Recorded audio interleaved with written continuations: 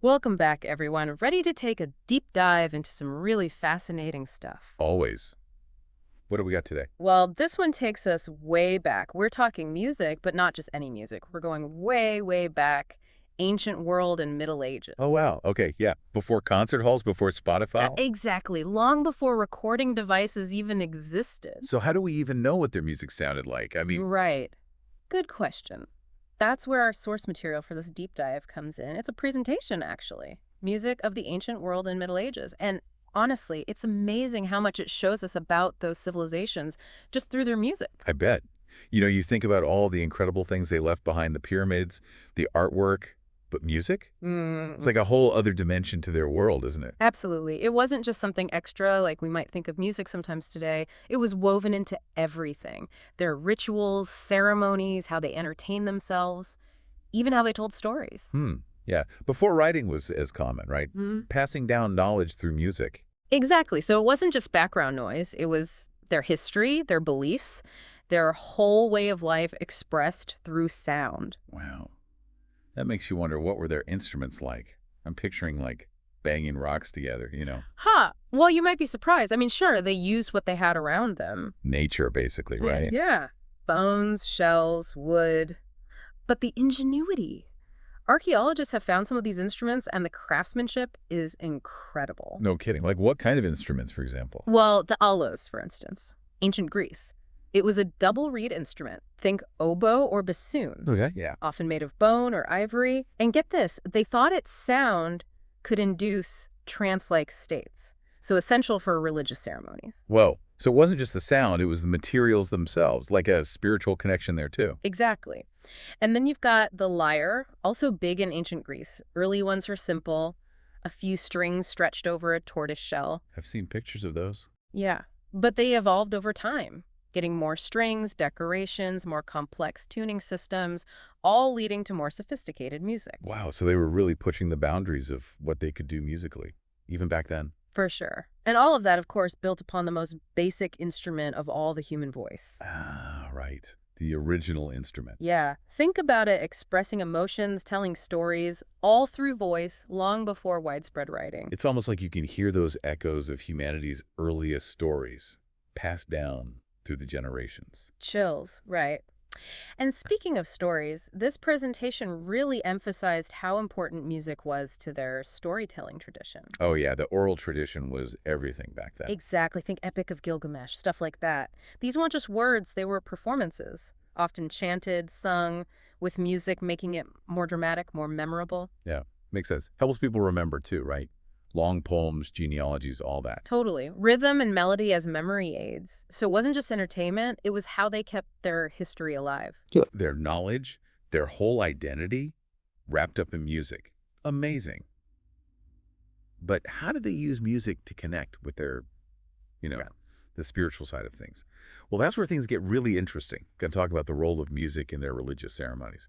That's where you really see that connection to the divine coming through. It's like stepping into a whole other world, when you look at how they used music in their religious ceremonies. Yeah, I can imagine. So much more than just like hymns in a church, right? Right. It was about connecting with the divine, a way to reach something bigger than themselves. I see. So, like, what kind of things did they do? Any specific examples? Oh, tons. Take the ancient Egyptians, for example. They believed music could actually appease the gods, ensure a good harvest, even guide souls to the afterlife. Wow. That's a lot of responsibility for music to carry. I know, right? Uh, And their rituals were so elaborate, especially funerals. They had all these specific hymns, chants, designed to invoke the protection of Osiris, the god of the underworld. so, like, not just making nice sounds, it was about creating music with a very specific purpose. Exactly. And this idea wasn't just in Egypt, it was all over. The ancient Greeks, for instance, they believed certain musical scales, what they called modes, could evoke different emotions. Oh, interesting. So, like, happy music, sad music. Kind of. But more than that, they thought music could actually influence how people behaved. All thanks to the muses, the goddesses of creativity and art. Music was their domain. So, like, music had this divine power coming from the gods themselves. Yeah, and that belief really drove them to experiment, to create music that was, worthy of the gods. Sophisticated, complex. I bet. We were talking about the lyre before, how it became more and more elaborate over time. Right. More strings, intricate tunings. Maybe they thought that was what the gods wanted to hear. Music that pushed the boundaries of what was possible. Makes sense. Striving for that perfect divine sound. So as societies evolved, did their music change too? Oh, absolutely. Things got more complex, right? Empires arose, and with them came courtly music. Think grandeur, sophistication. Like ancient Rome, the emperors had whole entourages of musicians. Wow, really? Like rock stars of their day. Sort of. They'd perform at banquets, public events. Super skilled musicians, these guys. They could improvise, play all kinds of instruments, trumpets, horns for those big military parades. Then flutes, lyres for poetry readings. So music went from like mainly ritual and spiritual stuff to something that also showed off power and wealth. Yeah. And then, of course, you had all this cultural exchange happening as trade routes expanded. The Silk Road, for instance. Ah, right. Connecting East and West. Imagine all those different instruments, musical styles blending together, musicians meeting, sharing ideas, creating new forms of expression. It must have been an amazing time for music. It's like this huge global musical conversation that's been going on for centuries. Exactly. And we're still part of it today. But, we've talked about epic poems, hymns. What about the everyday music, the stuff regular people played and sang? Yeah. Yeah, good point. It's harder to know about that, right? No recordings or anything. Right. But we can still get clues. Like archaeologists have found flutes, pipes in ancient settlements. Suggests they had music in their daily lives too. Maybe played while they worked or at celebrations. Yeah. Or just gathered around telling stories, singing songs. Passing down their traditions through music, creating a sense of community.